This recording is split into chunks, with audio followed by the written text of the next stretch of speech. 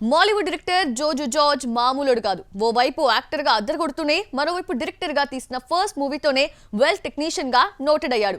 ఇంతకీ action thriller genre లో మెప్పించిన ఆ కాంటెంట్ ఏంటి? మలయాళంలో జోజు జార్జ్ కి ఉన్న క్రేజ్ ని గురించి ప్రత్యేకంగా చెప్పాల్సిన అవసరం లేదు. జోజు నటించిన కొత్త పని దర్శకుడిగా ఇది అతనికి ఫస్ట్ మూవీ.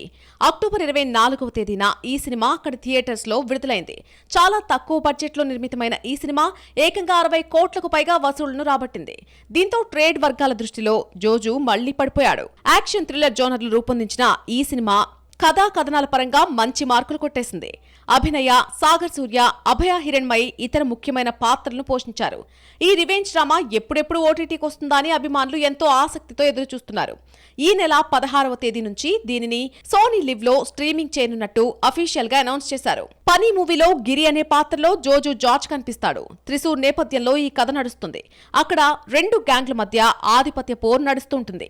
ఏ క్షణంలో ఏం జరుగుతుందోనని ఆ ప్రాంత ప్రజలు భయం గుప్పెట్లో బ్రతుకుతూ ఉంటారు. ఆ గొడవ గిరి దంపతులపై ఎలాంటి ప్రభావం చూపిస్తుంది, వారి జీవితాన్ని ఎలాంటి మలుపు తిప్పుతుంది అనేది కథ. ఇక మలయాళంతో పాటు తెలుగు, తమిళ, కన్నడ, హిందీ భాషల్లో కూడా అందుబాటులోకి రాబోతోంది.